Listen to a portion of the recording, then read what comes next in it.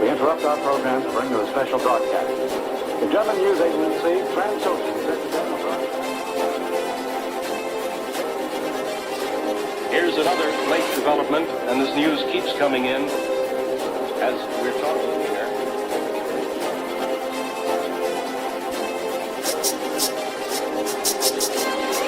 Here's other information just in from the... Hello everybody, my name is Kayla. I am based in Arizona and I am a celebrity handler and photographer for Metropolicon. And here is our other photographer. Hey, I'm Brandy Schrader and I am based out of Fort Payne, Alabama. And I do a lot of the horror photography and cosplay photography. I do a lot of landscape photography, but I also like to play around with cosplayers and people who want to do some fun photo sessions. We both have Canons, great starter cameras, and we are going to go into the photography basics right now, and we're going to teach you how to become a photographer. We interrupt our program to bring you a special broadcast. The German news agency, Transocean, said the general broadcast. Here's another late development, and this news keeps coming in as we're talking here.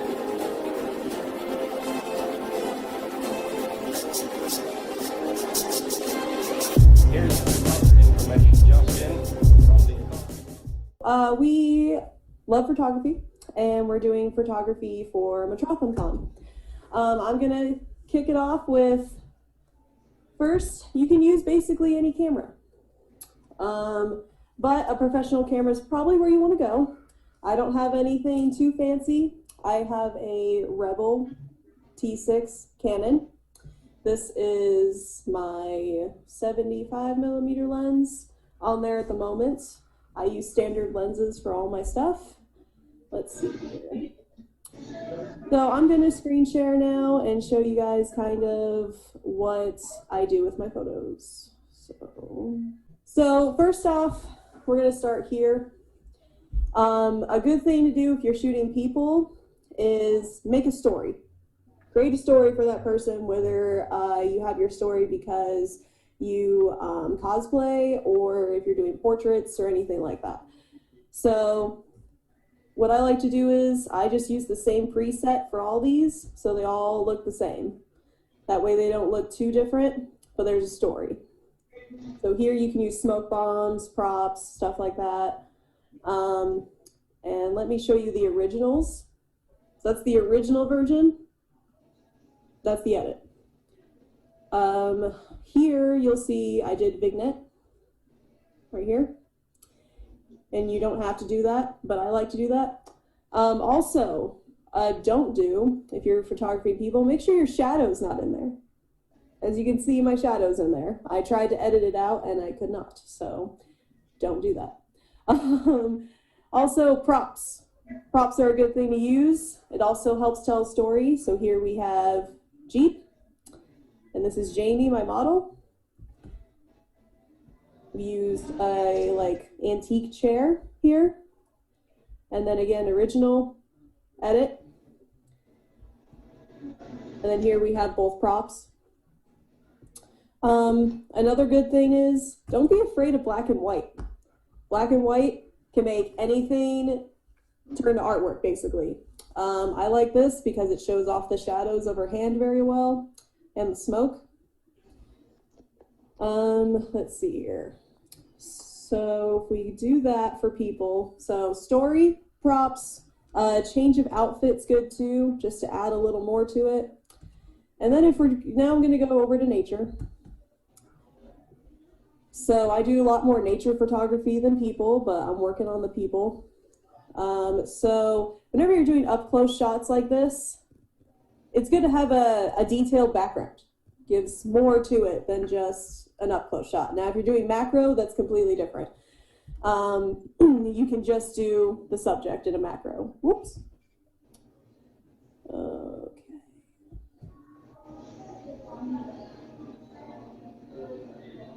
All right, another black and white, kind of creepy, fits with the horror theme. Let's see here. Okay, so whenever you're doing a forest trail, they're pretty hard to get because it's not completely a landscape photo, but if you look here, I have leading lines. Here's my leading line right here. And that adds depth to your photo. So you can see all the way down the trail. These can be considered leading lines as well.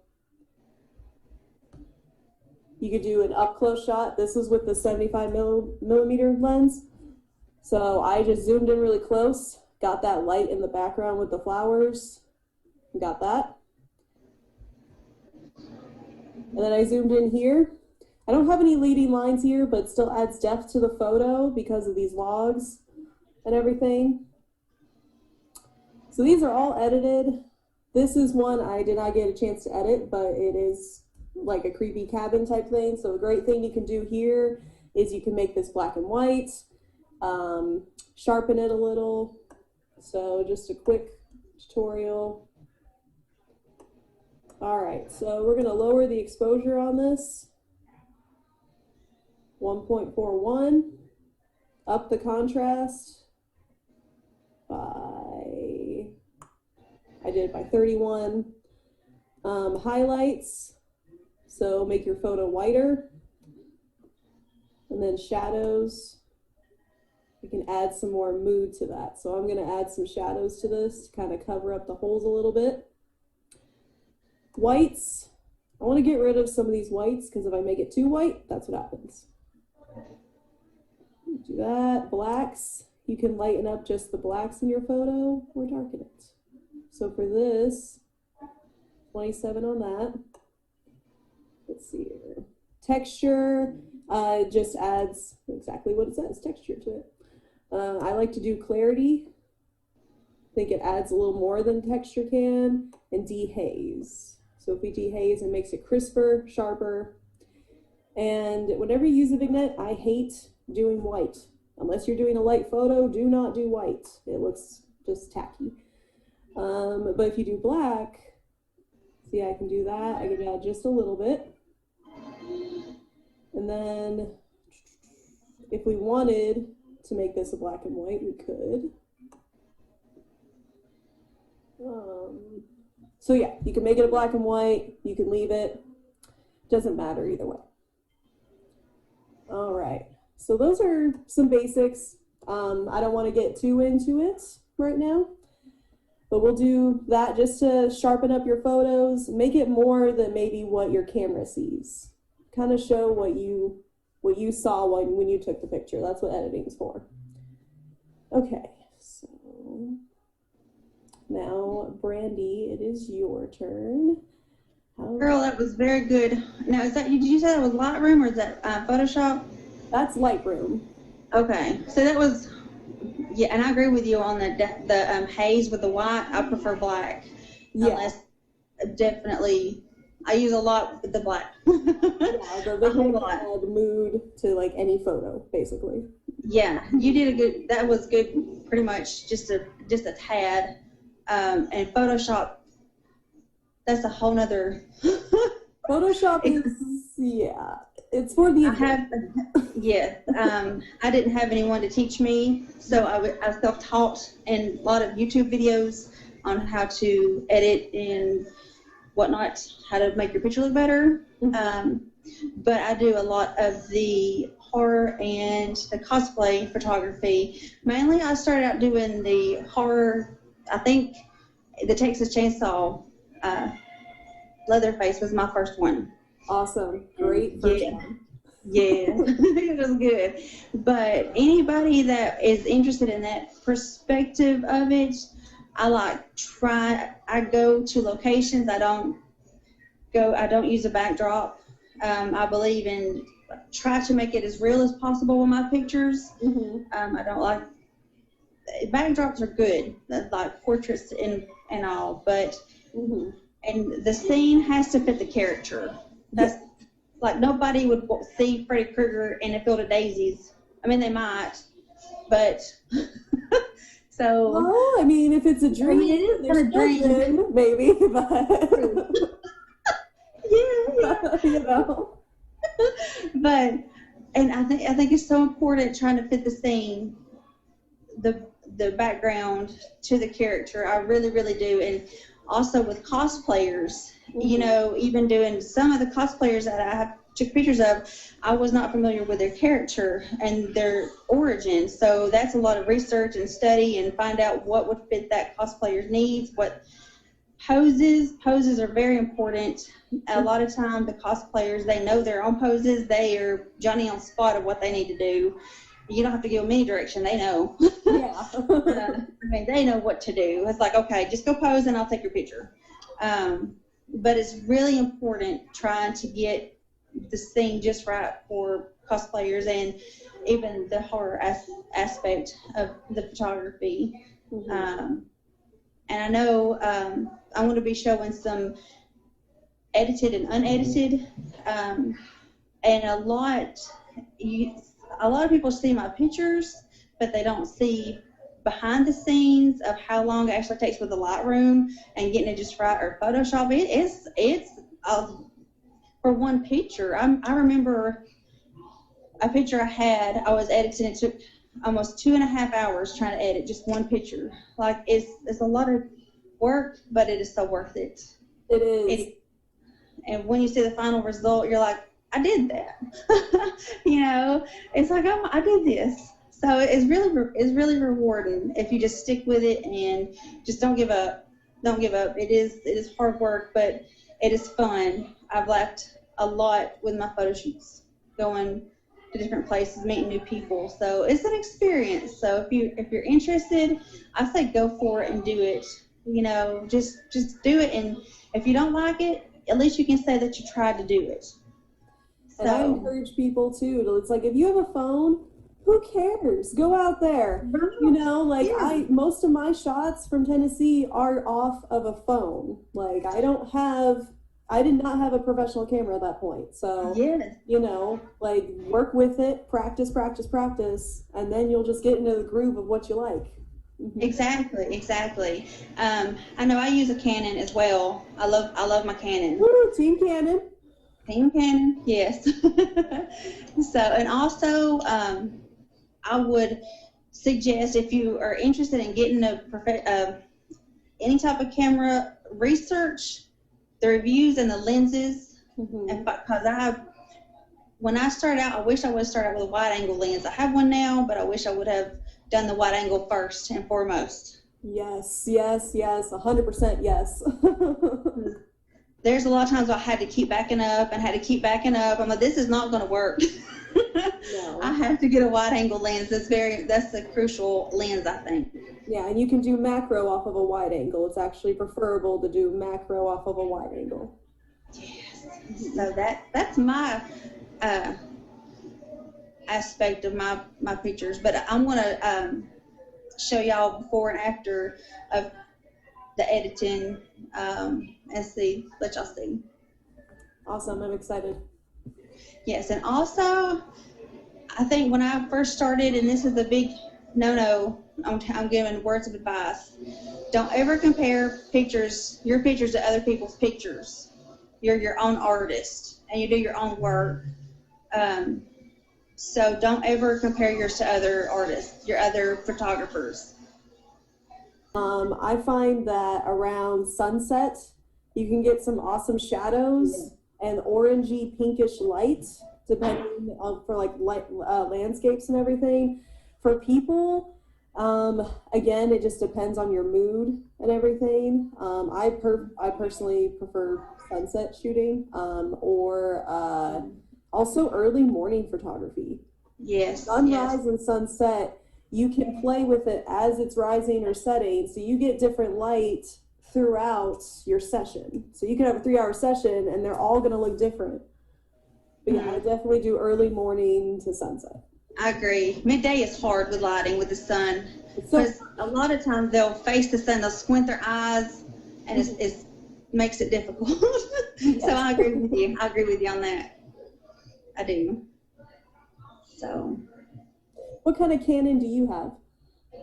I have. Can you think? No. A Canon Rebel SLR2. Nice. And you have like a flash on top of it? I do. That was a later on purchase. Yeah, I figured. Yes. And those are good for, because I had to do a wedding before. So I was researching weddings on because I've never done a wedding before. So I learned that a lot of the photographers, they do the flash. It helps with the lighting. So. Nice. And I thought it did. A little piece that I have, it's not a lens, but it's fun. It is a crystal ball, Oh yeah. photography ball. These are fun. This is a fun investment. They're cheap, and it makes the pictures look really cool. So, yes, Nice. You gotta have fun. You gotta have fun with them.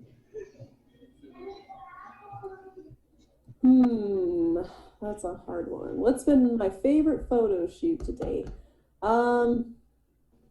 Honestly, I'm gonna go with a growth photo shoot. I'd have to say it was the one I showed you with the smoke bombs. Yeah. That was my first time like doing a session with a person, and it was a lot of fun. If you notice in those photos, you notice the light changes as we go. It's because we got there about mid-afternoon, like 2 or 3, and we worked with the lighting we had onward, and we did smoke bombs. I have photos of me doing the smoke bombs and everything that Jamie took, but really put into perspective. Also, when I went to New Mexico to the catwalk, I did everything off of manual mode. I didn't do the modes that come on your camera, which would be these. I did manual and stuff. What's your favorite photo shoot, Brandy? Probably my most recent one was my Freddy Krueger shoots. Growing up, I loved horror, the 80s slasher flicks, and Freddy Krueger was my favorite. And being able to try to bring that back to life and to recreate, it was surreal. So probably my Freddy Krueger shoot was my favorite I have done. Awesome. Okay. Let's see. So advice to anybody interested in photography, have fun with it. I love what Brandy said, don't compare. I am terrible about that. I compare too much. But so, because it's mainly because I want to better myself, and I like to see what tips and tricks other photographers have, but do not compare yourself and have fun and practice. Find what you like. If you like macro shots, stick with it. If you like black and whites, stick with it. You know, and then you can expand later on. Exactly. Words very true. What got me into photography, honestly, every time I went hiking, I couldn't put my phone down because I was too busy taking pictures. And my hike would turn from an 8-mile long hike that should take maybe, 4 hours to 6 to 8 hours because I'm stopping so much and taking pictures. So I was like, you know what, I should just start doing this. And then I was like, I wonder what happens if I edit them. So that's what got me into it. What got you into photography at first, Brandy? Well, I wanted to do photography, and easily 10 plus years ago, I didn't have the means to, so I just put it on the back burner. And I think it was last year, I told myself, I need to do something that I love and that I would love to do and to experience. And I said, why not? What's the worst that could happen? You got to take a chance in life. And so I just researched and bought my camera, and I just went from there. So life is too short. You have to find balance in life, and it's not all about work and being miserable. You got to do stuff to make you happy in life. So yeah. So that's what got me into it. Yeah, I agree with that. Money's nice and all, but man, there's no reason to be miserable over money. Yeah. True. Yeah. And I'm trying to make it a career. It's hard. It's hard work. And another advice I can give, I've always been shy and quiet, but you have to get out there and put yourself out there, and you have to what's the word I'm looking for? Network. You have to network. You have to talk with people. You have to put yourself out there. You have to, you know. So, but it's worth it because you meet awesome people. Speaking of awesome people, like everyone that's going to be at MetropolitanCon, what are you most excited to photograph at the con? Everything and anything. Everything. Agreed. I am most excited to meet up with cosplayers. You know, I want to get some action shots in there and, you know, just talk to them and learn their characters and just offer. Be like, hey, you want a couple photos? Yeah, yes. Yes. Nice. I think I'm really looking forward to it. It's going to be fun. It's going to be a lot of fun. And it's going to be like anything, like, honestly, no one can even imagine what it's going to be like because now we have all this time to perfect it. And Right. So, like, I'm just beyond excited. Plus, I get to be back in Tennessee. Woo! It'd be awesome. Where can people find our photography? I post most of mine on Instagram and Facebook. I do mostly Instagram. Hey Murata at Instagram. Brandy, where do you usually post all your photos? Usually Instagram and Facebook, and it's just Brandy Schrader Photography on both. So it's pretty easy. Yeah, I post all mine on there. Let me write that down so I can follow that.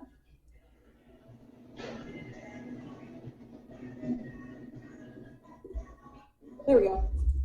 Yeah, that's all I do right now. And of course I show family.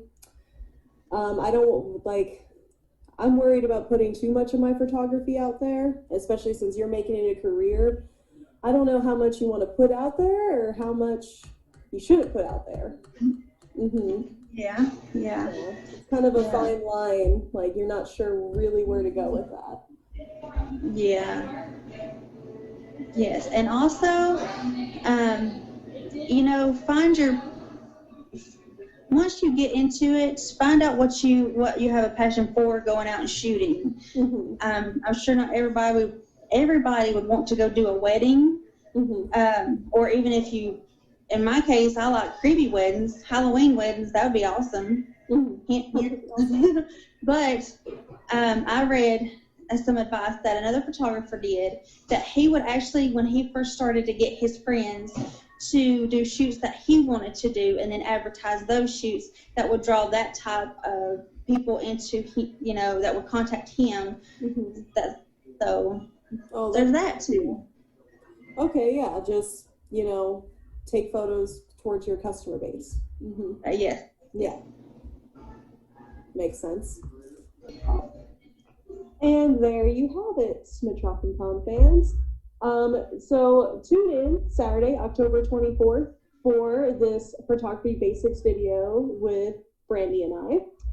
And then come meet us at the actual con next year, April 30th through May 2nd.